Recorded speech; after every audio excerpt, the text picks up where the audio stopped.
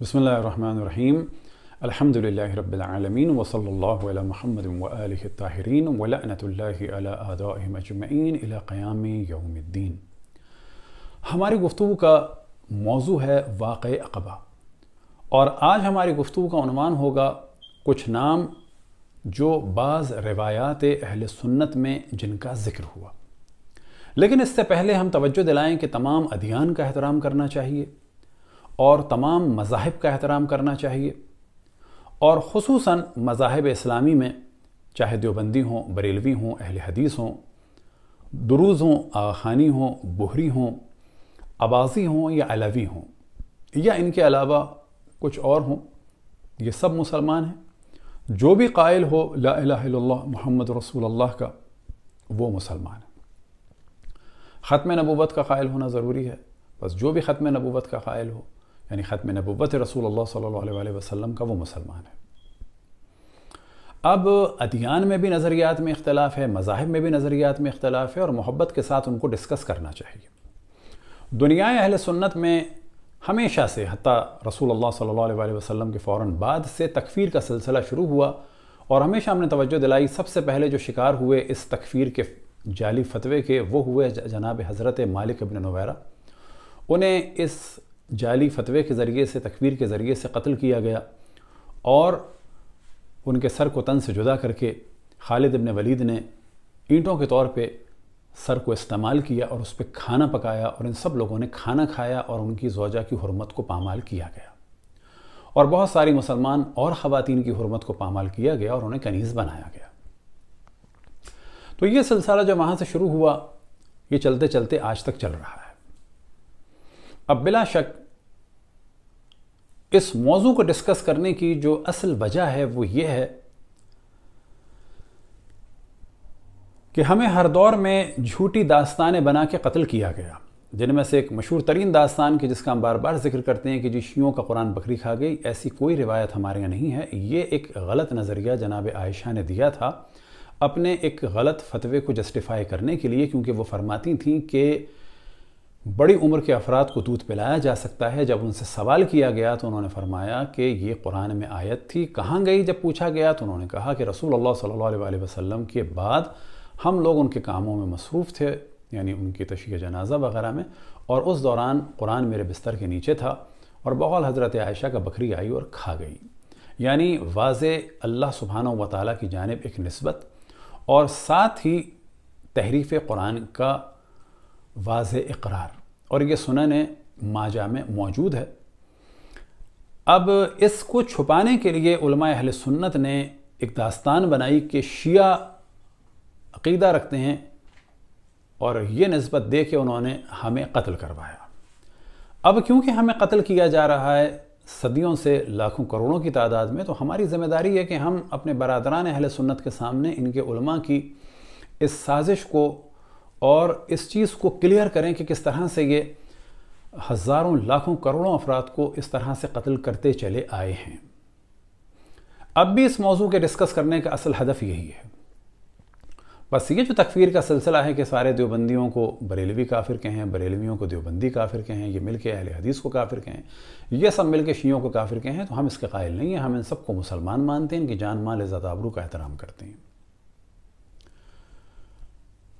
اب ہم بتاتے چلیں کہ جب رسول اللہ صلی اللہ علیہ وسلم 9 ہجری ماہ رمضان میں واپس آ رہے تھے تبوک سے، یعنی تقریباً آپ کی شہادت سے 1.5 سال پہلے، تو آپ نے اعلان فرمایا کہ کوئی بھی اس گھاٹی سے نہ آئے سوائے ان کے، یعنی رسول اللہ صلی اللہ علیہ وسلم کے، اور آپ کے ساتھ تھے جناب حضرت حذیفہ اور حضرت عمار رضوان اللہ تعالی علیہما، اور باقیوں کو حکم دیا کہ وہ عام راستے سے جائیں۔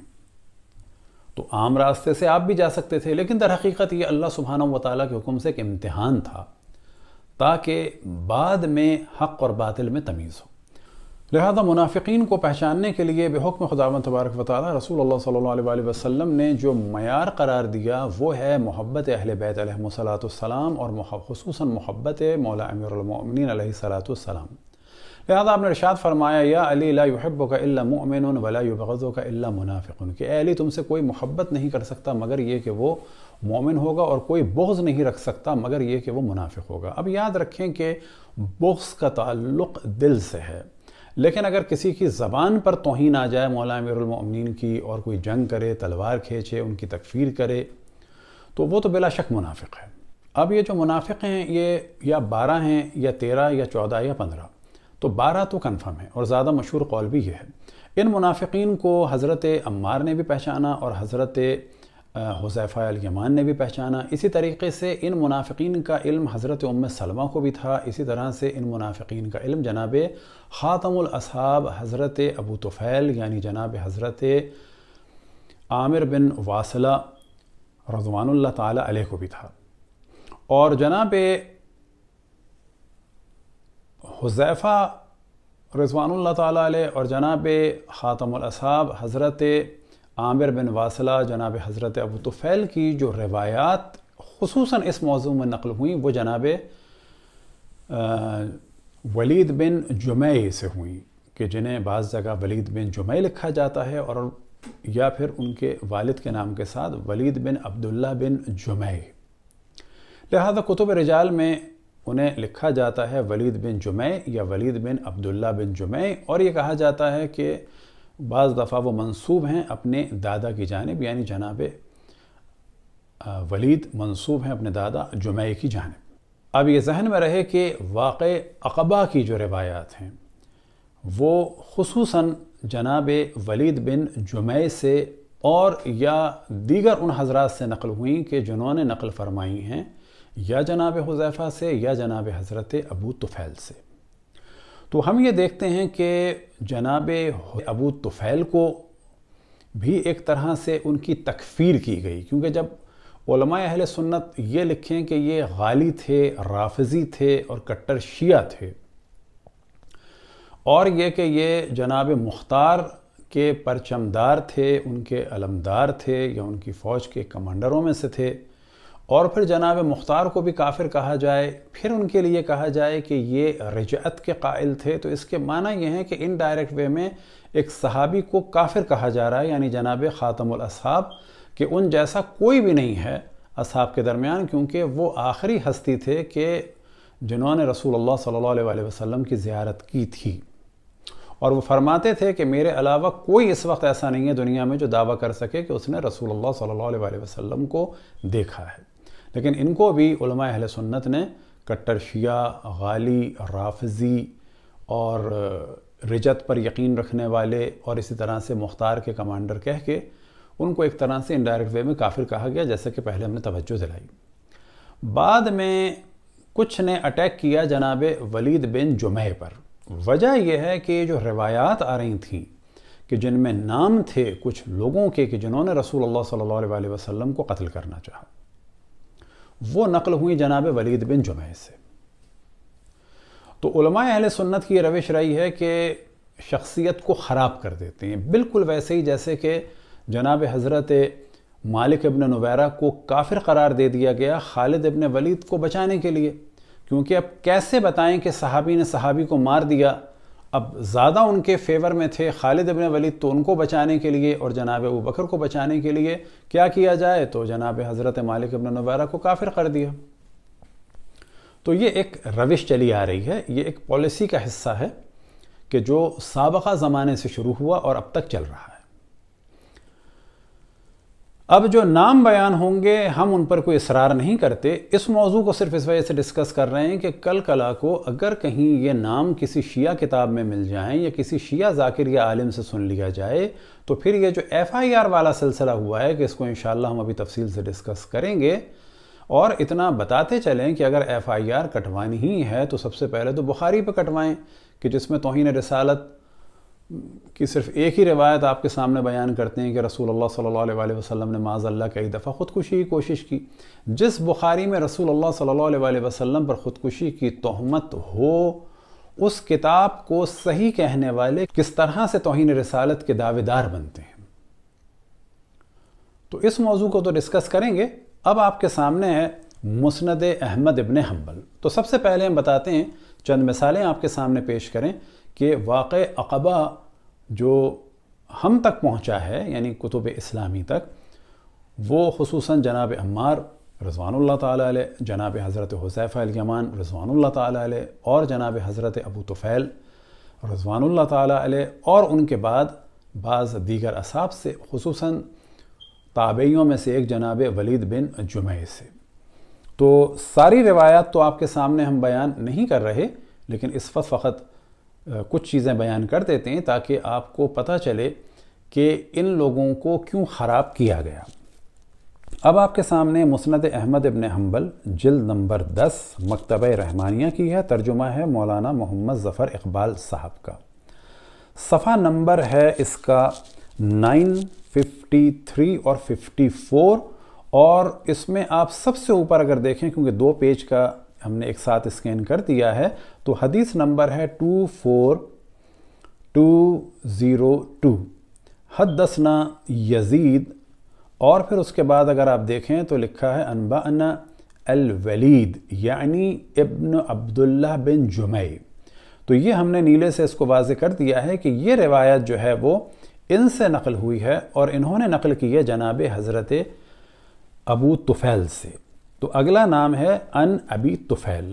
تو ان دونوں پر اٹیک کیا گیا اور ان کی شخصیت کو خراب کیا گیا، اور جب یہ روایتیں یہ بیان کر رہے ہیں تو بعید نہیں کہ انہوں نے اور روایتوں کو بھی بیان کیا ہو اور کچھ نام بھی لے دیے ہوں، کیونکہ ان سے لوگ نام تو پوچھتے تھے، اور وہ اگلی روایت میں بھی واضح ہو جائے گا کہ ان سے لوگ آ کے نام پوچھتے تھے، لہٰذا ممکن ہے کہ جناب حضرت ابو طفیل نے نام بتا دیے ہوں۔ اب یہاں پر آپ دیکھیں کہ ریٹ سے ہم نے کر دیا ہے قد عرفت عامۃ الرواحل، کہ جب رسول اللہ صلی اللہ علیہ وسلم نے جناب عمار سے پوچھا تو انہوں نے فرمایا کہ میں ان لوگوں کی سواریوں کو پہچان گیا تھا اور ان کے چہرے چھپے ہوئے تھے۔ اب آپ کے سامنے ایک موضوع ہے کہ جس کو بہت زیادہ واضح کر دیں کہ وہ زیادہ اہم موضوع ہے کہ یہ جو منافقین ہیں یہ مسجد زرار والے یا عبداللہ ابن سلول ٹائپ کے نہیں تھے، کیونکہ وہ تو پہچانے ہوئے تھے۔ یہ منافقین اس قسم کے ہیں کہ جن کا نفاق اور جن کے کاموں کا نتیجہ قیامت تک ظاہر ہوگا، لہٰذا یہ فرماتے ہیں ان 12 الباقین حرب للہ ولرسولہ فی الحیات الدنیا ویوم یقوم الاشہاد، کہ ان میں سے 12 ایسے ہیں کہ ان کی جنگ ہے رسول اللہ صلی اللہ علیہ اللہ سے اور رسول اللہ صلی اللہ علیہ وسلم سے۔ کب تک؟ یہ مسجد زرار میں نہیں ختم ہو گئی کہ جب اس کو توڑ دیا گیا یا جب وہ مر گئے۔ یہ منافقین کے نتائج جو ہیں وہ اتنے شدید ہیں کہ یہ قیامت تک باقی رہیں گے۔ ان کی جنگ اس وقت سے لے کے اس وقت بھی چل رہی ہے اور قیامت کے دن تک چلے گی۔ اور اس کا ترجمہ آپ کے سامنے ہم بیان کر دیتے ہیں تاکہ پتہ چلے کہ جب یہ روایتیں ان سے بیان ہوئی تو اس کا مطلب ہے اور روایتیں بھی ان سے بیان ہوئیں کہ جو بظاہر بعد میں ہٹا دی گئیں۔ کیا ہے سب آپ کے سامنے بیان کریں گے۔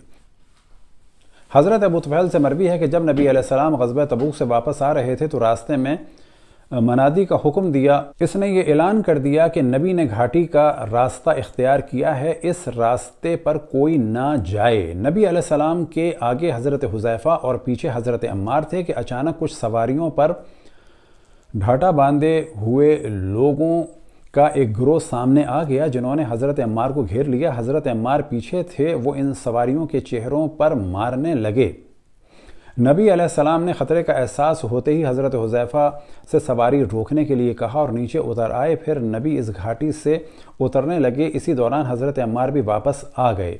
نبی نے ان سے پوچھا عمار کیا تم ان لوگوں کو پہچان سکے ہو؟ انہوں نے عرض کیا کہ اکثر سواریوں کو تو میں نے پہچان لیا ہے، لیکن ان لوگوں نے اپنے چہروں پر ڈھانٹا باندھا ہوا تھا۔ نبی علیہ السلام نے فرمایا کہ کیا تمہیں ان کا ارادہ معلوم ہے؟ انہوں نے عرض کیا کہ اللہ اور اس کے رسول ہی بہتر جانتے ہیں۔ نبی علیہ السلام نے فرمایا ان کا ارادہ یہ تھا کہ وہ نبی کو لے جائیں اور اوپر سے نیچے ڈھکیل دیں۔ پھر حضرت عمار نے نبی علیہ السلام کے ایک صحابی کو سخت سست کہا اور کہا کہ میں آپ کو اللہ کی قسم دے کر پوچھتا ہوں کہ آپ کو معلوم ہے کہ اس گھاٹی میں کتنے آدمی تھے؟ اس نے کہا 14۔ انہوں نے کہا کہ اگر آپ بھی ان میں شامل ہوں تو وہ 15 ہوتے ہیں، جن میں سے 3 کو نبی نے معذور قرار دیا، جن کا کہنا تھا کہ بخدا ہم نے نبی علیہ السلام کے منادی کی آواز نہیں سنی تھی اور ہمیں معلوم نہیں تھا کہ ان لوگوں کا کیا ارادہ ہے۔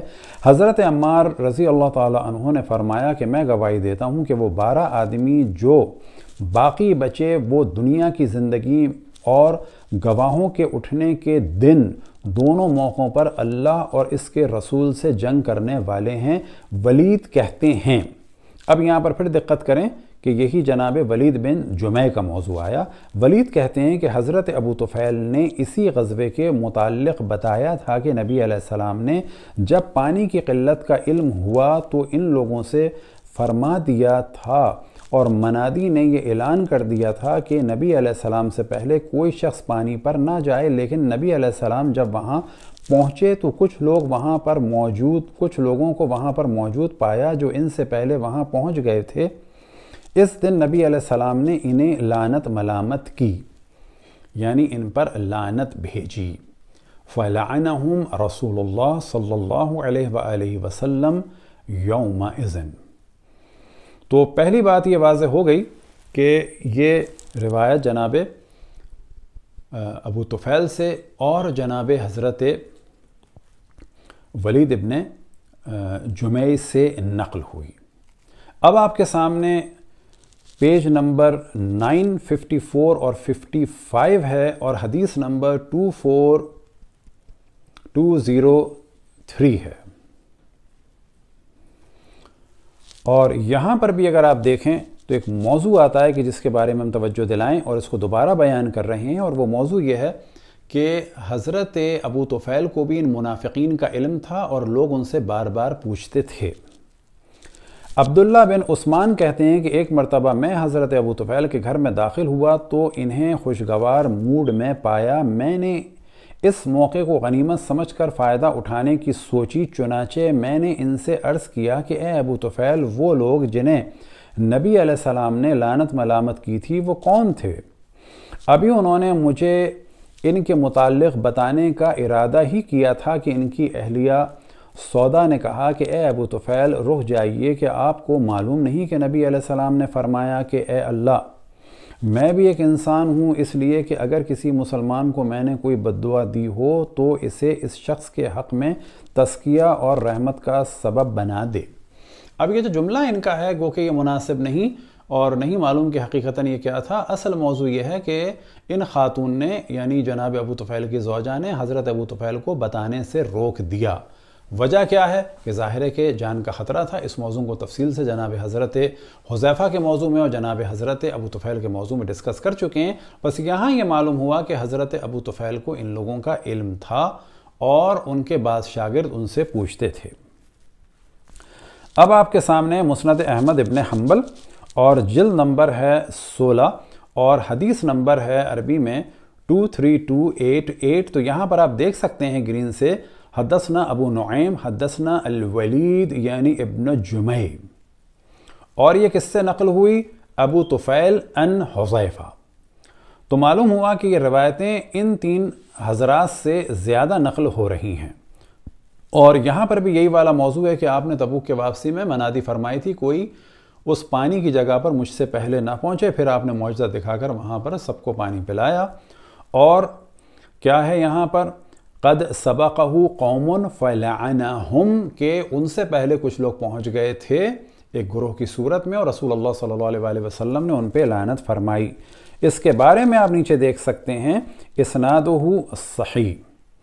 اب آپ کے سامنے مسند احمد ابن حنبل جلد نمبر 17 ہے اور حدیث نمبر 23682، اور یہاں پر بھی یہی والا موضوع ہے، حدثنا الولید یعنی ابن عبداللہ بن جمع ان ابی طفیل۔ تو یہاں پر وہ والی روایت ہے کہ جس کا اردو میں آپ کے سامنے ہم ترجمہ بیان کر چکے ہیں کہ آپ کو رسول اللہ صلی اللہ علیہ وآلہ وسلم کو کچھ لوگوں نے قتل کرنا چاہا کہ جب وادی سے گزر رہے تھے۔ اس کے بارے میں بھی یہی ہے اسنادہ صحیح۔ تو یہاں تک پتہ چلا کہ جناب حضرت ولید ابن جمع میں کسی قسم کا کوئی پرابلم نہیں ہے اور ان سے نقل شدہ روایات صحیح ہیں۔ گو کہ ان کو اور حضرت ابو طفیل کی شخصیت کو خراب کرنے کے لیے ان کو غالی، شیعہ اور ہزار قسم کی باتیں کہی جا رہی ہیں، لیکن ان سے یہ روایات صحیح ہیں۔ اور اگلے مرحلے میں آگے بڑھتے ہیں تو پھر ہم دیکھتے ہیں فَلَعَنَهُمْ رَسُولُ اللَّهِ يَوْمَئِذٍ، وہی والی روایت ہے کہ جو تفصیل سے وہاں پر بیان ہوئی۔ اب آپ کے سامنے ہے صحیح مسلم کا ترجمہ اور جلد نمبر ہے 5 اور صفحہ نمبر 286 اور 87 ان دو کے درمیان کا ہے، تاکہ پوری روایت بیان ہو جائے۔ اور یہاں پر بھی وہی والی روایت ہے کہ جو ہم نے سب سے پہلے پڑھی، اس کو آپ لوگ پاز کر کے پڑھ سکتے ہیں۔ اور یہاں پر بہت واضح ہے کہ آپ دیکھ رہے ہیں کہ ولید بن جمع نے کہا ہمیں ابو طفیل نے حدیث بیان کی کہ انہوں نے عقبہ والوں میں سے ایک شخص اور حضرت حذیفہ کے درمیان، تو یہاں پر بھی معلوم ہوا کہ جناب ولید بن جمع اور حضرت ابو طفیل اور جناب حضرت حذیفہ کا ذکر ہو رہا ہے، اور یہ روایت ہے مسلم میں۔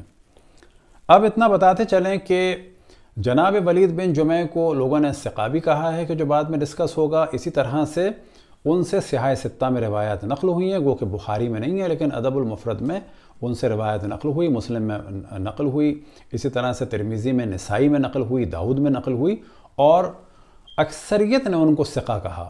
لیکن اب یہاں کیا گیم ہوا تو وہ آپ کو بتاتے آگے چلیں گے۔ اب آپ کے سامنے ہے سیر اعلام النبلا، تو یہاں پر جلد نمبر 18 میں ذکر ہے ابن حزم کا۔ اب یہ ابن حزم کون ہے تو بتاتے چلیں کہ ابن حزم ایک بڑے عالم ہیں دنیا اہل سنت کے۔ ان کے بارے میں فرماتے ہیں علامہ ذہبی کہ یہ الامام الاوحد البحر ذو الفنون والمعارف، کہ یہ جو ہیں امام ہیں اور یکتا ہیں، ان کی ٹکر کا کوئی نہیں ہے، اور صاحب معارف اور ذو الفنون ہیں، یعنی مختلف علوم میں ان کی بہت زیادہ مہارت ہے،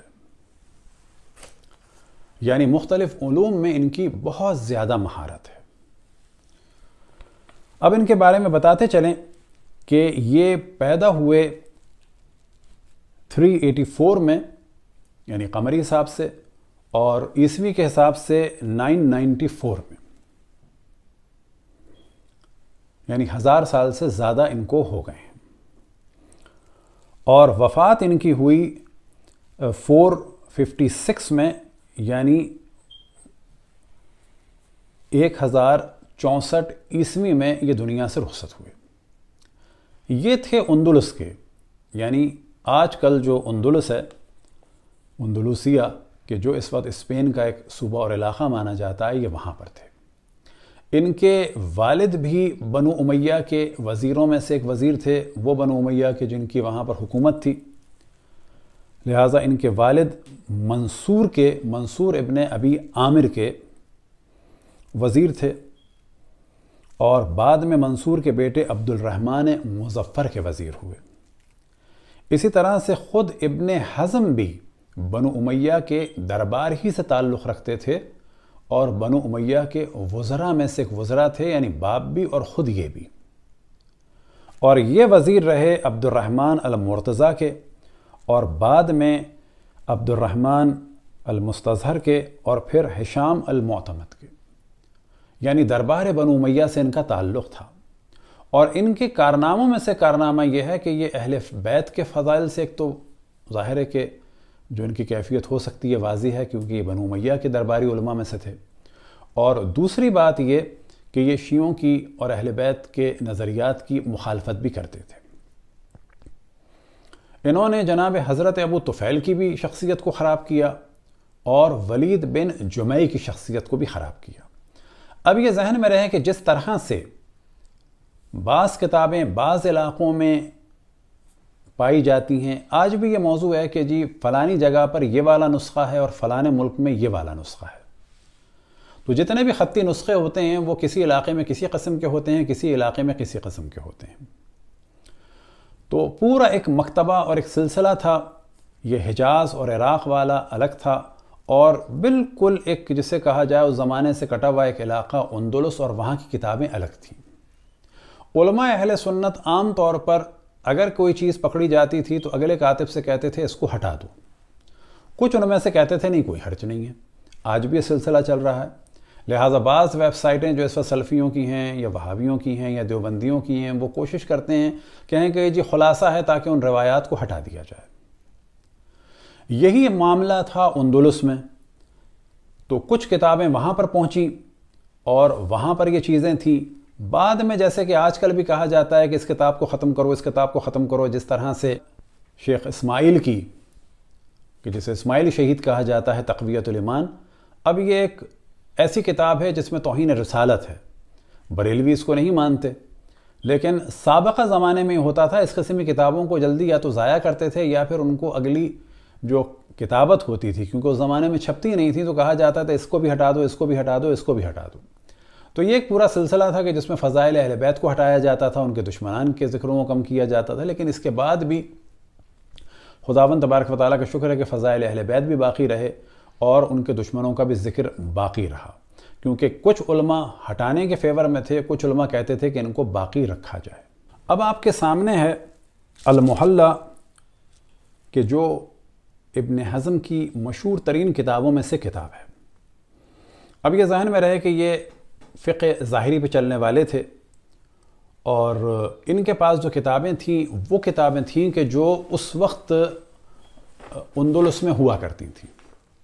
ان کتابوں میں کچھ روایتیں تھیں کہ جو ان علاقوں میں بعد میں ختم کر دی گئی تھیں، لیکن اندلس میں موجود تھیں وہ روایتیں، بعد میں اندلس میں بھی ختم کر دیا گیا۔ تو یہ ایک طریقہ رہا ہے۔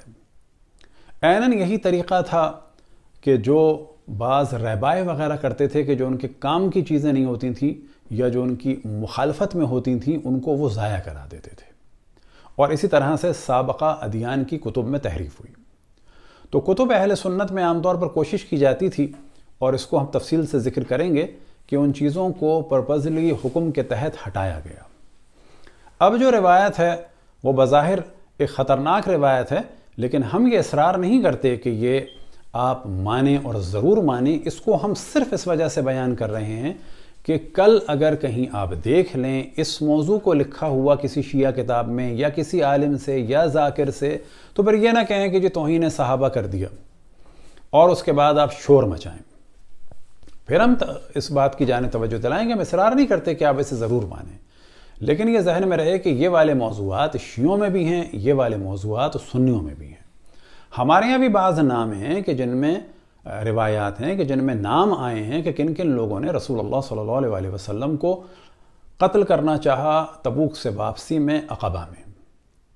اس وقت ہم اسے ڈسکس نہیں کر رہے، ہم یہ بتانا چاہ رہے ہیں کہ یہ نام آپ کے یہاں بھی موجود ہیں، بے شک آپ صحیح نہ مانیں، یہ آپ کو پورا حق موجود ہے، لیکن اس روایت کو رد کرنے کے لیے جو ایک طریقہ استعمال کیا ابن حزم نے وہ یہ ہے کہ کہا کہ مردود ہے یا غلط آدمی ہے، کون؟ ولید ابن جمیع۔ تو ہم یہ دکھا چکے کہ جناب حضرت ولید ابن جمیع کی روایات کو علماء اہل سنت نے صحیح کہا ہے، لیکن ابن حزم کیونکہ اندلس میں رہ رہے ہیں تو انہوں نے وہاں پر یہ چال چلی کہ ان روایات کو غلط کہنے کے لیے ولید ابن جمیع کو غلط کہا جائے ایک، اور پھر اگلے مرحلے میں ان روایات کو کہ جن میں بعض لوگوں کے نام ہیں ان کو ختم کر دیا جائے۔ پس اندلس کی دنیا میں ولید ابن جمیع کی شخصیت کو خراب کر دیا گیا، لیکن حجاز اور عراق کی جانب ولید ابن جمیع کی شخصیت کو تو خراب نہیں کیا گیا اتنا کھل کے، گو کہ ان کو شیعہ کہا گیا، لیکن ان روایتوں کو ختم کر دیا یہاں پر، اور پھر اندلس میں بھی ختم کر دیا۔ اب ممکن ہے کہ حجاز اور عراق کی جانب یہ روایتیں کہ جن میں نام تھے رسول اللہ صلی اللہ علیہ وسلم کو جن لوگوں نے شہید کرنا چاہا وہ پہلے ختم کر دی ہوں، ان کو ضائع کر دیا ہو، لیکن اندلس میں وہ چلتی رہیں۔ لیکن کیونکہ وزیر تھے ابن حزم تو انہوں نے ان روایتوں کو دیکھنے کے بعد ان روایتوں کو بھی ختم کیا، اور ساتھ میں ولید ابن جمع کی شخصیت کو بھی خراب کر دیا، تاکہ اگر کبھی کتاب کسی کے ہاتھ آئے کہ جس میں کچھ نام ہو تو یہ کہہ دیا جائے کہ ولید ابن جمع تو شیعہ تھا، اور ولید ابن جمع تو کافر تھا، ولید ابن جمع تو ہالک تھا۔ اب کیونکہ جناب ولید ابن جمع نے ان چیزوں کو نقل کیا جناب حضرت ابو طفیل سے کہ جو خاتم الاصحاب ہیں، تو ان کو بھی شیعہ اور غالی اور رافضی اور کافر کہہ دیا گیا۔ لفظ کافر نہیں استعمال کیا، لیکن کہہ دیا گیا کہ یہ مختار کے پرچمدار تھے، کہہ دیا گیا کہ یہ رجت کے قائل تھے۔ اہل سنت علماء جب کسی کے لیے کہتے ہیں کہ یہ رجت کا قائل ہے یعنی کافر ہے۔ اب یہ روایت آپ کے سامنے ہے، محلہ کی یہ روایت ہے، اور یہ کئی ایڈیشن آپ کے سامنے رکھ دیں گے، اور صفحہ نمبر ہے 2121۔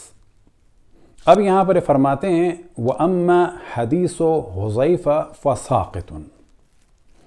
تو یہاں پر انہوں نے کیا کیا کہ وہ جو ہم نے آپ کے سامنے روایتیں بیان کی ہیں پہلے، کہ جن کو مسلم میں بھی نقل کیا گیا اور احمد ابن حنبل نے بھی نقل کیا، ان کو صحیح کہا، تو انہوں نے پہلے تو ان روایتوں کو ڈسکس کیا کہ جن میں منافقین کا اور واقع عقبہ کا ذکر ہے۔ تو یہ صاحب اتنے زیادہ آگے بڑھ گئے کہ انہوں نے ان روایتوں کو بھی غلط کہہ دیا۔ تو پہلے یہ ڈسکشن کر رہے ہیں وَأَمَّا حَدِيثُ حُذَيْفَةَ فَسَاقِطٌ، کہ وہ جو حذیفہ سے روایات نقل ہوئی ہیں عقبہ کے بارے میں، کہ جس میں کہا گیا کہ یہ جو بعض منافق ہیں حرب للہ ولرسولہ فی حیات الدنیا و یوم یقوم الاشہاد، یہ جو ہے روایت ساقط ہے، غلط ہے، باطل ہے۔ کیوں باطل ہے؟ تو دلیل انہوں نے دی لِأَنَّهُ مِن طریق الولید بن جمع، کیونکہ یہ روایت نقل ہوئی ہے من طریق ولید بن جمع، اور آپ دیکھ چکے ہیں کہ ولید بن جمع کی روایات کو صحیح کہا گیا ہے۔ لیکن اب یہ کیا کریں کہ کچھ کو بچانے کے لیے ان ساری روایتوں کو ان کو غلط کرنا ہے۔ غلط کرنے کے لیے ان کے پاس جو ایک کھیل تھا وہ یہ تھا، صرف ایک ان کے پاس ایشو ہے کہ ولید ابن جمع کو کہہ دو غلط تھے، لہٰذا انہوں نے کہا وَهُوَ هَالِكٌ، وہ تو ہلاک شدہ، مردود، لعنتی، اس کے یہ ترجمے کیے جاتے ہیں کہ وہ غلط آدمی تھا۔ اب اس کے بعد کہتے ہیں وَلَا نَرَاهُ يَعْلَمُ مَنْ وَضَعَ الْحَدِيثَ، اور ہم یہ نہیں سمجھتے کہ ولید کو معلوم تھا کہ یہ روایات کس نے بنائی ہیں، یعنی یہ جو واقع عقبہ والی روایات ہیں اس زمانے میں کہ جب ان کو پر عمل ان کو مانا جاتا تھا حجاز میں اور عراق میں۔ اب یہاں پر ولید ابن جمع کی شخصیت کو خراب کرنے کے لیے جو دلیل لے کے آئے ہیں وہ کیا دلیل لے کے آئے ہیں؟ فَإِنَّهُ قَدْ رَوَى أَخْبَارًا، اس ولید ابن جمع نے بلا شک اخبار جمع ہے خبر کی، یعنی ایک روایت نہیں، دو روایت نہیں، کم سے کم 3 یا اس سے زیادہ بیان کی ہیں۔ اور جب اخبار کہا جاتا ہے تو وہ یہ بھی کہہ سکتے تھے کہ جو 3 روایتیں میری نظر سے گزری ہیں، یا 4 روایتیں میری نظر سے گزری ہیں، یا 5 روایتیں گزری ہیں، لیکن یہ اتنی زیادہ تھیں کہ انہوں نے عدد بیان کرنے کے بجائے کہا اخبار۔ اب یہ اخبار جو ہیں عربی میں جب جمع کا صیغہ استعمال ہوتا ہے تو کم سے کم 3 یا اس سے زیادہ۔ تو فرماتے ہیں فَإِنَّهُ قَدْ رَوَى أَخْبَارًا، یہ اخبار کیا ہیں؟ فِيهَا، ان اخبار میں ہے کیا ہے؟ أَنَّ أَبَا بَكْرَ وَعُمَرَ وَعُثْمَانَ وَطَلْحَةَ وَسَعْدَ بْنَ أَبِي وَقَّاص رضی اللہ عنہم ارادوا قتل النبی صلی اللہ علیہ وآلہ وسلم۔ اب یہ ولید ابن جمع کی شخصیت کو خراب کرنے کے لیے کہتے ہیں کہ انہوں نے کافی روایات نقل کی ہیں کہ جن میں یہ آیا ہے کہ رسول اللہ صلی اللہ علیہ وآلہ وسلم کو قتل کرنے کا ارادہ کیا ان افراد نے۔ اور کس چیز کا ارادہ کیا؟ وَإِلْقَاءَهُ مِنَ الْعَقَبَةِ فِي التَّبُوكِ، اور پہاڑ کی گھاٹی سے رسول اللہ صلی اللہ علیہ وآلہ وسلم کو نیچے گرانے کا ارادہ کیا۔ اب بعد میں وہ اپنی رائے دیتے ہیں وَهَذَا هُوَ الْكَذِبُ الْمَوْضُوعُ، اور یہ بالکل ایک جھوٹی داستان بنائی ہوئی ہے۔ الَّذِي يَطْعَنُ اللَّهُ تَعَالَى وَعَضِيَهُ، اور خداوند تبارک و تعالی لعنت کرے اور ہلاک کرے، برباد کرے، پھٹکار پڑے۔ یہ مختلف ترجمے عام طور پہ کیے جاتے ہیں جس نے اس روایت کو بنایا ہے۔ فَسَقَطَ التَّعَلُّقُ بِهِ، بس یہ سب اہمیت کی باتیں نہیں ہیں۔ وَالْحَمْدُ لِلَّهِ رَبِّ الْعَالَمِينَ۔ تو یہاں سے واضح ہوا کہ انہوں نے ان اخبار کو ضائع کیا، ان کے زمانے تک موجود تھیں، یہ جناب ولید ابن جمیع سے نقل ہوئی تھیں، ان میں یہ نام تھے، ممکن ہے ان کے علاوہ بھی ہوں، لیکن انہوں نے کچھ نام مثال کے طور پر بیان کر دیے یہ بتانے کے لیے کہ یہ تو آدمی صحیح نہیں تھا، لیکن اتنی بات واضح ہو گئی کہ ان کے زمانے تک اندلس میں یہ روایات موجود تھیں، لیکن حجاز اور عراق میں شاید ہٹا دی گئی تھیں۔ لیکن انہوں نے جو سلوشن ڈھونڈا، کیا ڈھونڈا کہ روایتیں بھی ہٹا دیں اور ولید ابن جمیع کی حیثیت کو، شخصیت کو خراب بھی کر دیا۔ لیکن اب آپ دیکھیں کہ آگے آپ کے سامنے جو ہیڈنگ ہے وَأَمَّا الْمَوْقُوفَةُ عَلَى حُذَيْفَةَ، کہ اب یہ جو ایک موقوف روایت ہے حذیفہ پر، اس کا کیا کیا؟ فَلَا تَصِحُّ، یہ صحیح نہیں ہے، وَلَوْ صَحَّتْ لَكَانَتْ بِلَا شَكْ عَلَى مَا بَيَّنَّا مِنْ أَنَّهُمْ صَحَّ نِفَاقُهُ، اور اگر یہ صحیح ہوتی کوئی شک نہیں ہے کچھ لوگ وہ منافق تھے۔ اب یہ یہاں پر فرما رہے ہیں وَآذُوا بِالتَّوْبَةِ، اور ان لوگوں نے توبہ کی پناہ لے لی تھی۔ کن لوگوں نے؟ یعنی جنہوں نے رسول اللہ صلی اللہ علیہ وسلم کو قتل کرنا چاہا، ان کی توبہ کو ان کو علم ہو گیا۔ کوئی روایت ایسی نہیں ہے، ان کو علم ہو گیا۔ کیوں؟ کہ یہ بنو امیہ کے ہیں اور انہیں ہر اس فرد کا دفاع کرنا ہے کہ جو رسول آل رسول کے خلاف ہے۔ وَلَمْ يَقْطَعْ حُذَيْفَةُ وَلَا غَيْرُهُ عَلَى بَاطِنِ أَمْرِهِمْ، اب یہاں پہ کہہ رہے ہیں کہ کوئی یقین نہیں ہے حذیفہ کو اور ان کے علاوہ کسی کو کسی کے باطن کے بارے میں۔ یہاں پہ سوال ہوتا ہے کہ حذیفہ کو یقین اس وجہ سے ہے کہ انہیں رسول اللہ صلی اللہ علیہ وسلم نے بھی بتایا اور یہ بھی بتایا کہ یہ کون لوگ ہیں اور یہ بھی بتایا کہ ان کا کیا مقام ہے، اور یہ بھی جانتے تھے، انہوں نے توبہ نہیں کی۔ لیکن آپ دیکھیں کہ یہ دفاع کر رہے ہیں کن کا؟ جنہوں نے رسول اللہ صلی اللہ علیہ وسلم کو قتل کرنا چاہا، اور یہ کہہ رہے ہیں کہ انہوں نے توبہ میں پناہ لے لی تھی، یعنی انہوں نے توبہ کر لی تھی۔ اور کیا معلوم حذیفہ کو کسی کے باطن کا؟ بھئی حذیفہ کو معلوم ہے، جناب حذیفہ کو، کہ رسول اللہ صلی اللہ علیہ وسلم نے ان کی تائید فرمائی کہ ہاں یہ منافق ہیں۔ اب اس کے بعد کہتے ہیں فَتَوَرَّ عَنِ الصَّلَاةِ عَلَيْهِمْ، یعنی کیا معلوم جناب حذیفہ کو، یہاں تک کہ وہ نماز نہیں پڑھتے تھے۔ یعنی ابھی اعتراض کر رہے ہیں جناب حذیفہ پر کہ یہ کیوں نہیں نماز پڑھتے تھے منافقین پہ، ان کو کیسے علم تھا کسی کے باطن کا؟ بھئی ان کو علم تھا، کیونکہ رسول اللہ صلی اللہ علیہ وسلم کے سامنے بات ہوئی تھی، رسول اللہ صلی اللہ علیہ وسلم نے ان لوگوں کی نفاق، ان کی منافقت کا ذکر کیا تھا۔ لیکن آپ دیکھیں کہ ابن حزم جو ہیں ان منافقین کو، ان قاتلین رسول اللہ صلی اللہ علیہ وسلم کو قتل کرنے کا ارادہ کرنے والوں کا دفاع کر رہے ہیں۔ وفی بعضها ان عمر سألہ، اب یہ کہہ رہے ہیں وہ جو بعض روایات ہیں حذیفہ سے، اب یہ ان کو بھی رد کر رہے ہیں کہ جو ہم پچھلی اپنی نشست میں ڈسکس کر چکے ہیں کہ جناب حضرت عمر بار بار حضرت ام سلمہ سے اور جناب حضرت حذیفہ سے پوچھتے تھے کیا میں منافقین میں سے ہوں؟ تو یہ ابن حزم ان روایات کا بھی انکار کر رہے ہیں۔ وفی بعضها ان عمر سألہ انا منہم، کہ جناب عمر سوال کرتے تھے کیا میں ان منافقین میں سے ہوں؟ فقال له لا ولا اخبر احدا غیرک بعدک، اور میں اس کے بعد کسی کو بھی نہیں بتاؤں گا۔ وہذا باطل کما ترى، اور تم جانتے ہو کہ یہ بات بالکل باطل ہے۔ لأن من الكذب المحض ان يكون عمر يشك في معتقد نفسه حتى لا يدري منافق هو ام لا، اور یہ کیسے ممکن ہے کہ وہ اپنے بارے میں یعنی جناب عمر شک کریں کہ میں منافقین میں سے ہوں یا نہیں ہوں۔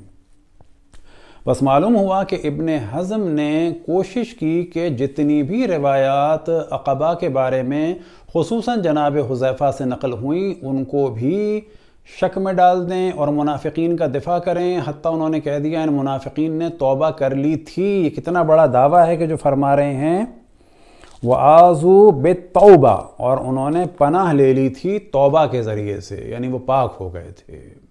پھر حضرت حذیفہ پر اعتراض کر رہے ہیں کہ وہ کیوں نہیں نماز پڑھتے تھے، انہیں کیا معلوم لوگوں کے دلوں کا حال۔ تو یہ سب کچھ کس لیے ہو رہا ہے کہ ظاہر بنو امیہ کے دربار کے ایک وزیر ہیں، نہ فقط عالم بلکہ وزیر ہیں، اور انہیں اب بنو امیہ کا پورا دفاع کرنا ہے، کسی چیز کو چھوڑنا نہیں ہے۔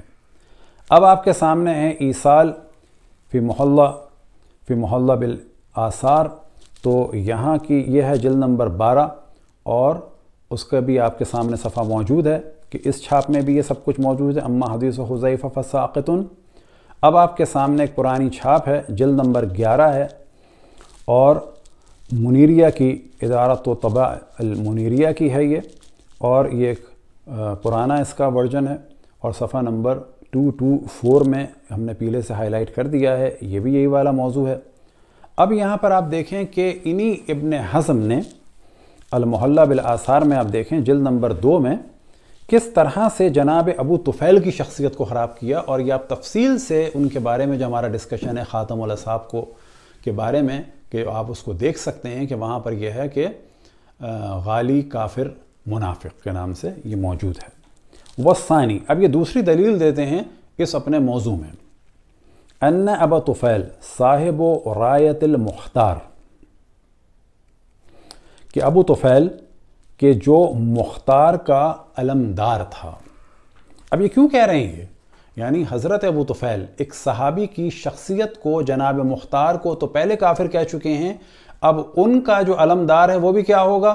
وہ کافر ہے۔ کافر نہیں ہے تو کیا ہے؟ کم سے کم اس کی شخصیت کا احترام ختم کرنے کے لیے یہ کہہ رہے ہیں کہ مختار کے یہ علمبردار تھے کون؟ خاتم الاصحاب جناب عامر بن واصلہ یعنی جناب ابو طفیل۔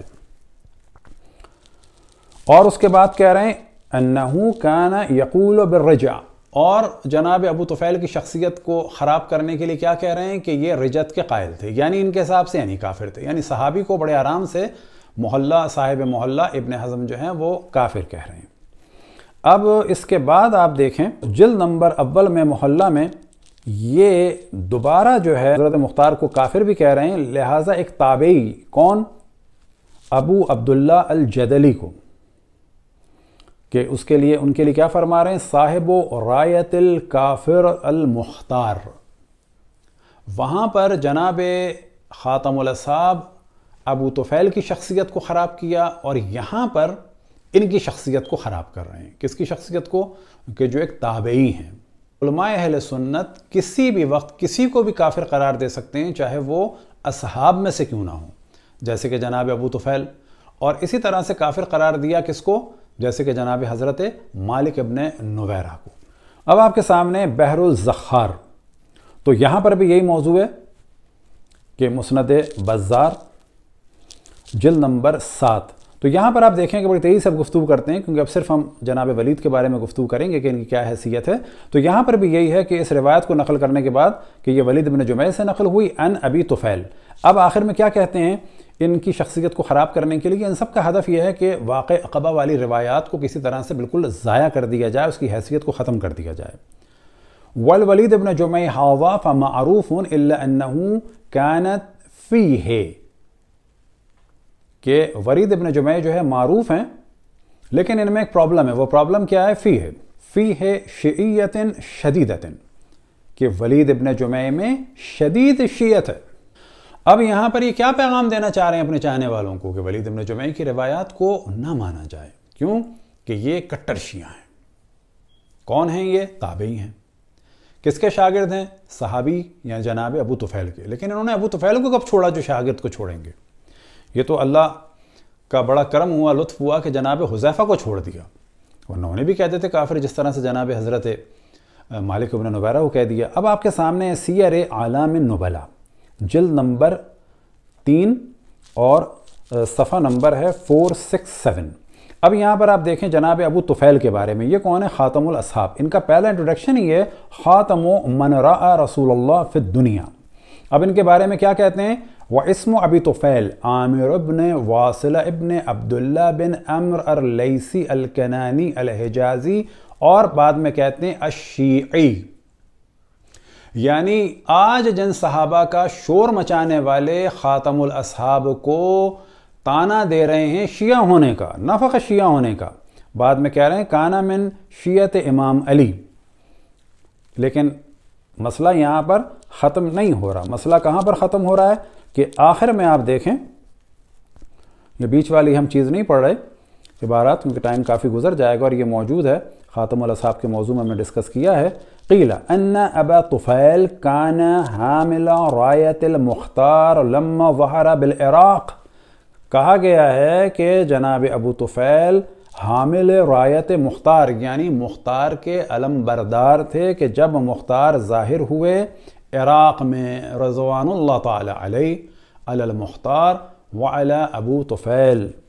اب آپ کے سامنے ہے المعارف لابن ابی قتیبہ، اور یہاں پر اگر آپ دیکھیں تو ان کا انٹروڈکشن کرایا جا رہا ہے صفحہ نمبر 341 میں۔ ابو طفیل الکنانی رضی اللہ عنہ وہو ابو طفیل عامر بن واصلہ راء النبی صلی اللہ علیہ وآلہ وسلم وکان آخر من راء موتا، کہ یہ آخری تھے جنہوں نے رسول اللہ صلی اللہ علیہ وآلہ وسلم کو دیکھا۔ اب ان کے بارے میں کیا ذکر ہو رہا ہے؟ مات بعد سنۃ 100، یہ 100 ہجری کے بعد دنیا سے رخصت ہوئے۔ شاہد مع علی المشاہد کلہا، علی علیہ السلام کے ساتھ ہر جنگ میں شریک تھے۔ وکان مع المختار، اور یہ مختار کے ساتھ تھے۔ صاحب و رایتہ، اور یہ مختار کے علم بردار تھے۔ وکان یؤمن بالرجع، اور یہ رجت پر ایمان رکھتے تھے۔ اب ان کا ذکر ہو رہا ہے کہاں پر؟ 624 صفحے پر۔ کن کے ضمن میں ان کا ذکر آ رہا ہے؟ اسماء الغالیت من الرافضہ، کہ کہہ رہے ہیں کہ اصحاب میں سے جو غالی تھے اور رافضی تھے۔ اب آپ دیکھیں، غالی یعنی غلو کرنے والے، کافر، اور کون؟ رافضیوں میں سے کافر۔ ان رافضیوں میں سے اور غالیوں میں سے ایک کون تھے؟ وہ شیعہ تھے، اور وہ کون تھے؟ خاتم الاصحاب ابو طفیل صاحب و رایت المختار۔ اب پھر ان کی شخصیت کو خراب کر رہے ہیں، کیونکہ جناب مختار کو کافر کہا جا رہا ہے۔ وَكَانَ آخِرُ من راء رسول اللہ، اب یہ کسی اور کے بارے میں بات نہیں ہو رہی ابو طفیل کے بارے میں، یہ آخری صحابی کے بارے میں بات ہو رہی ہے۔ اب آپ کے سامنے ہے سیر اعلام النبلاء جلد نمبر 10 اور صفحہ نمبر ہے 92۔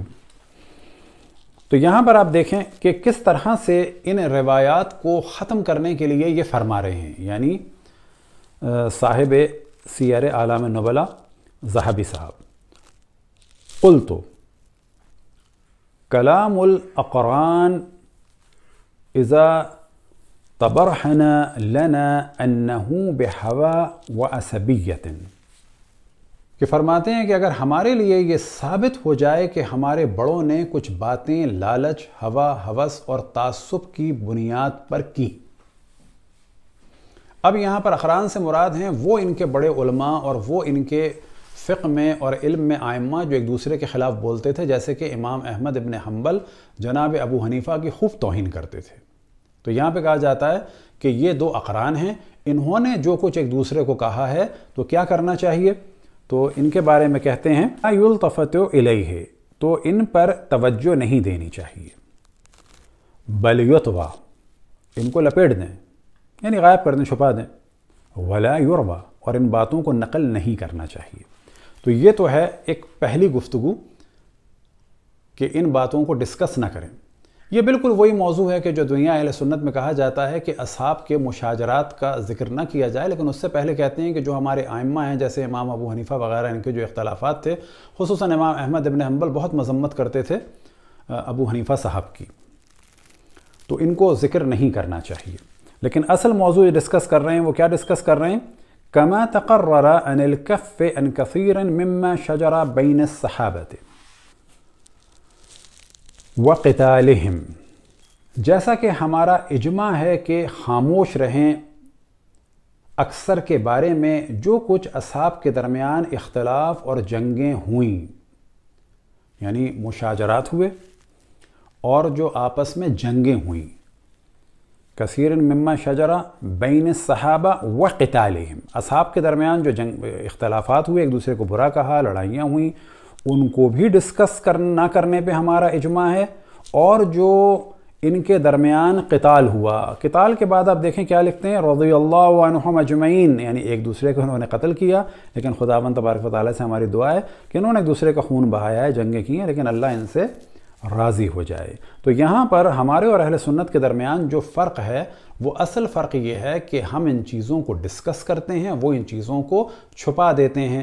اب ہم جب انہیں ڈسکس کرتے ہیں تو وہ کہتے ہیں کہ انہوں نے توہین صحابہ کر لی، جبکہ جب بھی ہمارے علماء اہل سنت یہ فرماتے ہیں کہ مشاجرات صحابہ اور صحابہ کے قتال کو، یعنی آپس میں دوسرے کے قتل کرنے کو اور جنگوں کو ڈسکس کرنا حرام ہے، تو جس وقت یہ بیان وہ دیتے ہیں تو اس وقت وہ خود ان کی توہین کر رہے ہوتے ہیں، اس اعلان کے ساتھ کہ یہ سب کچھ ہوا تو تھا لیکن اس کو ڈسکس کرنا حرام ہے۔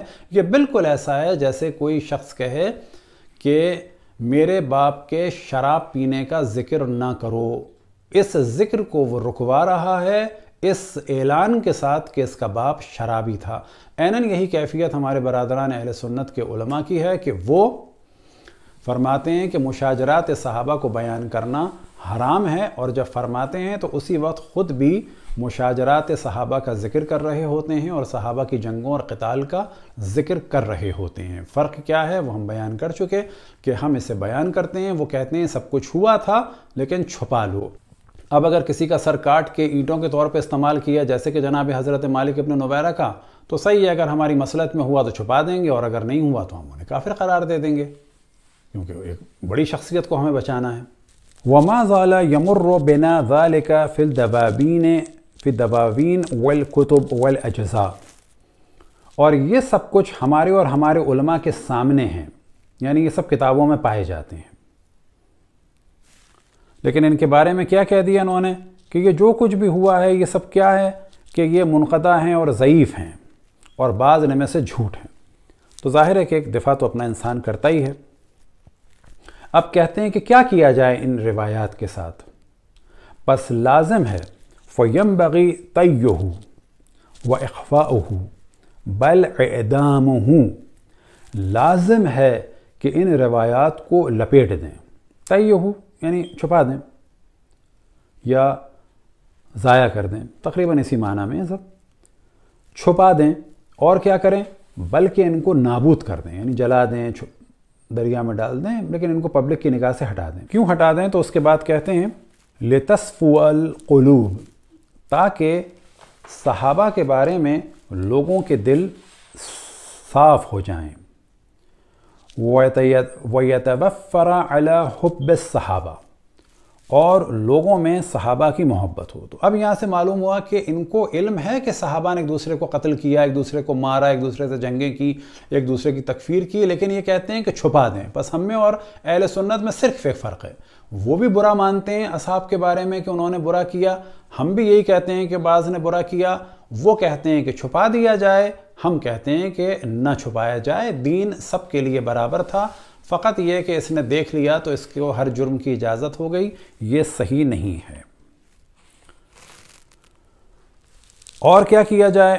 وَتَرَضِّ، یعنی یہ لوگ پھر دعا کریں کثرت سے کہ یا اللہ تو ان سے راضی ہو جا، اور ساتھ میں فرماتے ہیں کتمان ذالک متعین عن العامۃ واحاد العلماء، کہ ان روایات کا عوام سے اور علماء سے چھپانا واجب عینی ہے۔ وقد يرخص في مطالعة ذلك خلوة للعالم المنصف العری من الہوى، صرف ان علماء کو اجازت ہے ان کو پڑھنے کی، یعنی جہاں پر اصحاب کے قتل عام کا ذکر ہے، لڑائیوں کا ذکر ہے، صرف ان علماء کو اجازت ہے ان کو پڑھنے کی جو تنہائی میں پڑھیں، ایک شرط، انصاف کرنے والا اور ہوا اور ہوس سے عاری ہو۔ انصاف کرنے والے سے کیا مراد؟ یعنی سب کچھ سننے کے بعد کہہ دے کہ نہیں ہمیں کچھ نہیں کہنا چاہیے۔ بس ہم بار بار بیان کر رہے ہیں کہ ہم میں اور علماء اہل سنت میں جو فرق ہے، وہ سب کچھ جانتے ہیں اور کہتے ہیں کہ چھپا دو، ہم یہ کہتے ہیں کہ چھپانا نہیں چاہیے، کیونکہ جن لوگوں نے اہل بیت پر ظلم کیا یا جنہوں نے رسول اللہ صلی اللہ علیہ وسلم کی توہین کی، ہم ان کو اپنا آئیڈیل نہیں مان سکتے۔ بس نتیجہ نکلا کہ ہم میں اور اہل سنت میں اصحاب کے معاملے میں کیا فرق ہے؟ ہم کہتے ہیں کہ سب کچھ بتایا جائے تاکہ ان کو آئیڈیل نہ سمجھا جائے، وہ کہتے ہیں سب کچھ چھپا دیا جائے اور اچھوں کو اور بروں کو برابر کر دیا جائے۔ بشرط ان یستغفر لہم، اور ساتھ میں ایک شرط کیا ہے؟ اور بشرط یہ کہ ان کے لیے یعنی اصحاب کے لیے استغفار کریں، انہوں نے جو جو کام کیے وہ ہوتے رہیں، کرتے رہیں، اور آپ کا کام ہے کہ ان کو چھپائیں اور استغفار کریں۔ تو یہاں تک بات واضح ہو گئی سیر اعلام نبلا میں، تو یہ ایک مثال ہے۔ یہ والا موضوع کتب اہل سنت میں آپ کو کثرت سے ملے گا کہ مشاجرات صحابہ کو بیان نہ کریں، یعنی ایک طرح سے بین لگا رہے ہیں کس پر؟ کہ یہ ہوا تو ہے، اس پہ انکار نہیں ہے، اس کو آپ بیان نہ کریں۔ یہ اچھے ہوں، برے ہوں، قاتل ہوں، مقتول ہوں، ان کو سب کو برابر کر دیں۔ اور کیا کریں؟ ان چیزوں کو چھپا دیں، غائب کر دیں اور ضائع کر دیں۔ اگر کچھ رہ جائے تو پبلک میں نہ پڑھیں، صرف علماء پڑھیں، اور یہ ہو رہا ہے۔ بس پھر ہم بتائیں کہ ہم میں اور اہل سنت کے علماء میں یہ ایک اہم فرق ہے۔ ہم کہتے ہیں قاتل مقتول، ظالم مظلوم برابر نہیں ہیں۔ آپ کے سامنے الصواعق المحرقہ، صفحہ نمبر ہے 234، اور یہاں پر ایک مثال دی جا سکتی ہے، اور وہ مثال یہ ہے کہ یہ فرماتے ہیں ان مثل اہل بیتی فیکم کمثل سفینۃ نوح من رقبها نجا۔ یہ فرماتے ہیں کہ جو رسول اللہ صلی اللہ علیہ وسلم نے فرمایا کہ میرے اہل بیت کی مثال سفینہ نوح کی طرح سے ہے کہ جو اس میں سوار ہو گیا اس نے نجات پائی۔ وفی روایت المسلم من تخلف عنها غرق، مسلم میں یہ نقل ہوا کہ جس نے بھی میرے اہل بیت سے یا اہل بیت کے سفینے سے منہ موڑا تو وہ کیا ہوگا؟ وہ ڈوب جائے گا۔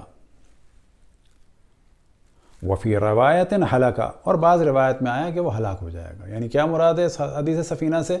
کہ اے مسلمانوں، تمہارے درمیان میرے اہل بیت سفینہ نوح کی طرح سے ہیں، طوفان آ چکا ہے، اگر تمہیں بچنا ہے تو سفینہ نوح میں سوار ہو جاؤ تو بچ جاؤ گے، اور اگر سوار نہیں ہوگے تو مر جاؤ گے، ہلاک ہو جاؤ گے، غرق ہو جاؤ گے، ڈوب جاؤ گے۔ بس جو اہل بیت سے وابستہ نہیں ہوا، جنہوں نے اہل بیت سے دین نہیں لیا، وہ غرق ہو جائیں گے۔ تو یہ مثال ہے۔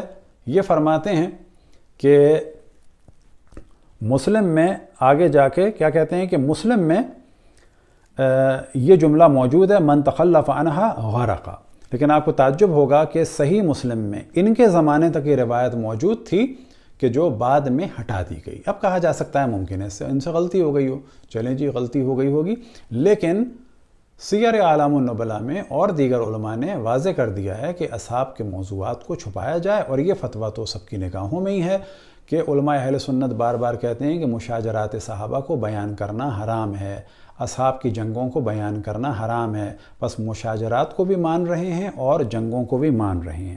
آپ کے سامنے طبقات الکبریٰ جلد نمبر 7، اور یہاں پر بھی بڑی تیزی سے بیان کرتے ہیں ولید ابن عبداللہ بن جمع من انفسہم وکان ثقۃ ولہ احادیث، تو یہ فرماتے ہیں کہ یہ ولید ابن جمع ثقہ تھے۔ الجرح والتعدیل قسم الثانی، اور جلد نمبر 4 صفحہ نمبر 8، اور باب العین میں آپ آ جائیں الولید بن عبداللہ بن جمع الزہری روا عن ابی طفیل، کہ یہ جو روایت نقل کرتے تھے ابو طفیل سے کرتے تھے، اور ہم بتا چکے کہ ابو طفیل آخری صحابی ہیں، خاتم الاصحاب ہیں، ان کو بھی شیعہ غالی کٹر اور 50 چیزیں کہہ کے جو ہے وہ خراب کرنے کی کوشش کی گئی، اور جناب ولید بن جمع کو بھی کی گئی۔ اب ان کے بارے میں بیان ہوئے کہ احمد بن حنبل کے بیٹے کہتے ہیں حدثنا عبد الرحمن حدثنا عبداللہ بن احمد بن محمد بن حنبل فیما کتب الیہ قال قال ابی، میرے والد کہتے تھے الولید بن جمع لیس بہ بأس، اور ہم نے دکھایا کہ مسند احمد بن حنبل میں انہوں نے ان کی روایات کو صحیح کہا ہے۔ اسی طرح سے بیان ہوا کہ یحییٰ بن معین انہ قال الولید بن جمع ثقۃ، کہ ابن معین کے نزدیک بھی یہ ثقہ تھے۔ حدثنا عبد الرحمن قال سئل ابی ان ولید بن جمع قال صالح الحدیث، کہ میرے والد سے امام احمد بن حنبل سے پوچھا گیا کہ ولید بن جمع کیسے ہیں، تو انہوں نے فرمایا کہ صالح الحدیث ہیں۔ اسی طریقے سے ابو زرعہ سے سوال کیا گیا جناب ولید بن جمع کے بارے میں، انہوں نے بھی فرمایا لا بأس بہ۔ اب آپ کے سامنے ہے من تکلم فیہ وہو موثق او صالح الحدیث، کہ جن کے بارے میں گفتگو کی گئی ہے لیکن وہ موثق ہیں اور صالح الحدیث ہیں، ان میں سے کون ہیں؟ ولید بن جمع ہیں۔ ولید بن جمع کے بارے میں کہا جاتا ہے، ان کا پورا یہ نام ہے، ان کے بعد بارے میں کہا جاتا ہے وثقہ ابن معین والعجلی و ابن سعد وقال احمد و ابوہ داؤد لیس بہ بأس، وقال ابو زرع لا بأس بہ، وقال ابو حاتم صالح الحدیث۔ اب اس کے بعد آپ دیکھیں تو ہے وکان فیہ تشیع، کہ ان میں شیعت تھی۔ پھر آخر میں دیکھیں تو آپ لکھا ہے فہو حسن الحدیث وفیہ تشیع۔ اب ان کو پھر کہا جا رہا ہے کہ یہ شیعہ تھے۔ وجہ کیا ہے کہ یہ دشمنان آل رسول کو پہچانوا رہے تھے، تو کیا کیا جائے کہ اہل سنت کے درمیان کی شخصیت کو خراب کیا جائے، یہ کہہ کہ شیعہ ہیں اور ان کی بات کو نہ سنا جائے۔ تہذیب الکمال فی اسماء الرجال، اور جلد نمبر ہے 31، اور یہاں پر بھی یہی موضوع ہے کہ ان سے نقل کیا ہے بخاری میں ادب المفرد میں اور ترمذی میں نقل ہوا ہے، مسلم میں نقل ہوا ہے، داؤد میں، ترمذی میں اور نسائی میں۔ الولید بن عبداللہ بن جمع الزہری الکوفی والد ثابت بن ولید بن عبداللہ بن جمع وقد ينسب الى جدہ ایضا وروى عن ابراہیم النخعی و ابی طفیل عامر بن واصلہ اللیثی، کہ انہوں نے نقل کیا ہے، ان کی روایت نقل ہوئی ہے بخاری میں بھی، بخاری نے نقل کی ہے لیکن کس میں؟ صحیح بخاری میں نہیں، ادب المفرد میں ہے، مسلم میں نقل ہوئی ہے، سنن داؤد میں نقل ہوئی ہے، ترمذی میں نقل ہوئی ہے، نسائی میں نقل ہوئی ہے، اور یہ نقل کرتے تھے روایتیں ابراہیم نخعی سے اور ابی طفیل عامر بن واصلہ اللیثی سے۔ اور ان کے بارے میں آگے آخر میں آپ دیکھیں اگلے صفحے میں، صفحہ نمبر 36 میں، لیس بہ بأس، اور اس کے بعد ان یحییٰ بن معین کہ وہ فرماتے تھے کہ یہ ثقہ ہیں، کذالک قال اجلی و ابو زرع لا باس بہ، اور ابو حاتم فرماتے تھے صالح الحدیث۔ میزان الاعتدال فی نقد الرجال میں جلد نمبر 4 صفحہ نمبر 337 میں بھی ان کے بارے میں بہت واضح، الولید بن جمع ہوا ابن عبداللہ بن جمع الزہری الکوفی ان ابی طفیل، یہ نقل کرتے تھے روایات کو ابی طفیل سے۔ وثقہ ابن معین والاجلی، ان کی توثیق کی ہے ابن معین نے و اجلی نے۔ وقال احمد و ابو زرع لیس بہ بأس وقال ابو حاتم صالح الحدیث، تو ہر جگہ ان کی تائید ہو رہی ہے۔ تقریب التہذیب صفحہ نمبر 1039 میں بھی یہاں پر ان کو واضح کہا جا رہا ہے کہ یہ ولید بن عبداللہ بن جمع المکی نزیل الکوفہ صدوق یہم، لیکن ان کے بارے میں ان کی شخصیت میں اوہام کیا گیا ہے، ورومیہ بالتشیع، اور ان کو نسبت دی گئی ہے، توہین کی گئی ہے یا ان کو نسبت دی گئی ہے کس سے؟ تشیع سے۔ اب اس کے بعد ہے تکمیل فی جرح و تعدیل، تو یہاں پر بھی اگر آپ دیکھیں تو صفحہ نمبر 98 میں واضح ہے کہ ان سے نقل کی ہیں روایات بخاری نے، مسلم نے، داؤد نے، ترمذی نے، نسائی نے، الولید بن عبداللہ بن جمع الزہری الکوفی قد ينسب الى جدہ، آخر میں آتا ہے لیس بہ بأس، اور ان کے بعد آپ دیکھیں ثقہ ہیں لا باس بہ اور صالح الحدیث۔ تو یہاں سے پتہ چلا کہ اس قسم کی روایات کتب اہل سنت میں موجود تھیں کہ جن میں بعض لوگوں کے نام آئے، وہ نام ہم اپنی زبان سے دوبارہ بیان نہیں کرتے۔ برادران اہل سنت کو حق ہے کہ وہ نہ مانیں، لیکن ہم صرف یہ بتانا چاہتے ہیں کہ اس قسم کی روایات اگر کبھی ہمارے یہاں ملیں تو کبھی شور نہ کریں، یہ روایات ان کے یہاں بھی موجود ہیں۔ نہ فقط ایک روایت ابن حزم کے بقول کہ یہ اخبار تھے، بہت ساری ایسی روایات تھیں، اور ابن حزم کے پاس کوئی دلیل نہیں تھی ان روایات کو رد کرنے کی۔ انہوں نے ان روایات کو رد کرنے کے لیے سہارا لیا کہ ولید بن جمع کو حالق کہا، اور آخر میں ہم بتا چکے کہ ولید بن جمع سے جتنی بھی روایات ہیں وہ صحیح نقل ہوئی ہیں۔ خداوند تبارک و تعالیٰ سے دعا ہے کہ تمام مسلمانوں کو محبت کے ساتھ رہنے اور ڈائلاگ کی فضا کو برقرار کرنے کی توفیق عطا فرمائے۔ وصلی اللہ علی محمد و آلہ الطاہرین۔